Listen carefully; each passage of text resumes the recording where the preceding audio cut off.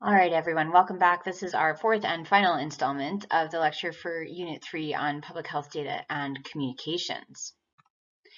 So we've talked about the scope, the things that public health agencies do, and then how the populations are going to perceive it, the 7 S's of where data comes from, ways to measure the health of a population with our mortality rates, disability adjusted life years, those things, the way we present health information using graphics, hopefully to communicate clearly and accurately the data, and then how people perceive that based on levels of dread, their familiarity with it, all those things. And then now we're going to talk about how people take that information in to make decisions and 3 different models of healthcare decision making. All right, so how do people combine this information to make decisions? So the big things that we want to be able to quantify in some way, or at least qualify, is the likelihood of different outcomes based on choice of behavior, intervention, or treatment. And then for the different outcomes, how important are they? Either how good are they or how bad are they? So let me show you what this means. So how likely? What are the odds of the different outcomes? So this is an example from the book, and I like it quite a lot. And we're looking at, for intervention number 1, so you have a health condition, there's 2 possible treatments. So treatment number 1, there's an 80% chance that you will be cured, but a 20% chance that you will die, right? And then compare that with intervention number 2, slightly lower likelihood of a cure, 70%, only a 10% chance that you'll die, but a 20% chance that you might end up blind from the treatment. So these are 2 different treatment options, and these are the probabilities or the likelihoods of the different potential outcomes. So now what we're going to do, now that we've assessed how likely it is look at how important those different outcomes are. And in order to do that, we're going to look at this utility scale, and the 2 ends are pretty clear cut. So a 0% means you immediate death, and 100% is you're restored to full health. And then everything in between there is various levels of disability or pain or lack of function or suffering. So let's look at how we put this together. So same example, 2 different potential treatment options. Treatment number 1, 80% chance that you'll be cured. So the utility would be a full 1.0 in that case. You're 100% health, and 20% chance of dying. So that would be a 0. So add those up. Overall, expected utility for that treatment option would be a 0.8 or 80%. For treatment option 2, 70% chance of a full cure, which is a utility of 1, gives you a 0.7.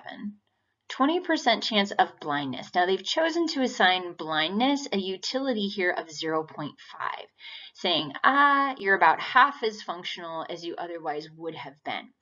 Now that's going to be different for different people. Some people are going to be able to absolutely live a full and meaningful life, even if they are completely blind. And there are many people who have total vision loss that will say, yes, their life is full and very worth living. But some people would really struggle with that and have a lot of difficulty adapting. So they chose 0.5. This is going to vary from person to person. So multiply those out, we get 0.1. And then death, of course, is 0. So you can see here the overall expected utility is also 80%. So in these 2 options, neither one is clearly superior to the other. So the utility for any given outcome is going to vary from person to person. So depending on the person, if they're just like, oh my gosh, I can't imagine being blind. I'm an artist. I paint. I get a lot of pleasure from looking at art. Those things are super important to me, right? The utility for them might be lower than someone who is perhaps a musician. I don't know, whatever it might be based on their own personal life experiences and values. So we can see that the overall expected utility is about equivalent. So then what we need to do is we need to have a discussion with the person, and they need to make a values judgment on which treatment option or intervention they would like to choose. Some other factors that go into how we make these decisions are how bad is the current state of things. Because if you're really suffering, you tend to be willing to take a big risk in order to alleviate that suffering. Whereas if you're like, this isn't that bad, then you're probably not going to want to risk something that might end up killing you, even if it could make things better. So how bad the current state of things is really important, right? So if it's not so bad, you're usually less willing to take a risk. That's called the certainty effect. You're like, I don't want to mess things up, right? It's good enough as it is. But if it's very bad, we call that the long shot effect. You're like, I will try anything, even if it's, a real long shot and not likely to be effective. The other factor we're going to incorporate here is when the payoff occurs. So if you're going to get an immediate benefit, people tend to value those things more highly or be more likely to choose those things than something that's going to give you a benefit way down the road, especially depending on when the work or the effort is going to be required. So if the pain and risk is upfront and the benefit is way down the road, then you are less likely to choose it. So working out regularly and exercising regularly is significantly associated with decreased risk of heart disease down the road, right? But a lot of people are not going to be very motivated to do that, but they would be more motivated to do that if they're like, oh, it's going to make you feel better, it's going to make you look better, then like, oh, okay, more immediate benefit. If the payoff is sooner, right, even if there's more risk down the road, then people will also tend to choose it based on that. That's called discounting. We tend to discount our future selves, be like, let future so-and-so deal with it, right? We're focused for the most part as humans in the here and now. So if the hard part is up front, we're less likely to choose it. And if the payoff is down the road, we're also less likely to choose it. We also need to include, how that particular individual frames the situation and incorporates information based on their own unique experiences and values and their own risk-taking attitudes. As we've talked about before, some people are very happy to take a lot of risks. Other people are very risk-averse. Okay, so these are the factors that we're going to include in our healthcare decision-making. And then there are basically 3 modes when it comes to making decisions about our individual healthcare. One is in form of decision. So this is when the individual themselves actually has no say and we just do what needs to be done.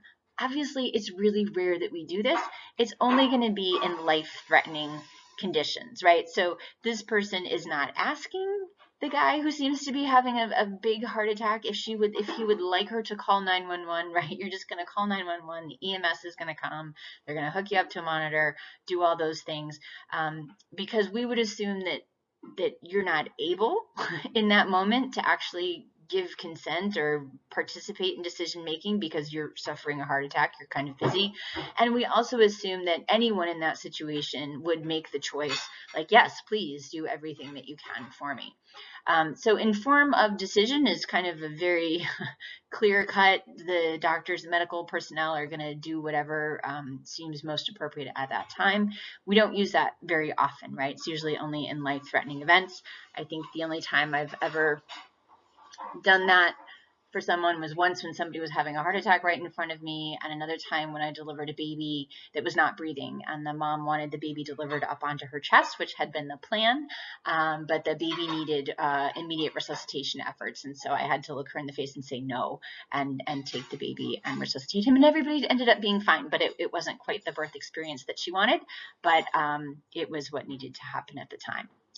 What we use most often in healthcare is what's called informed consent.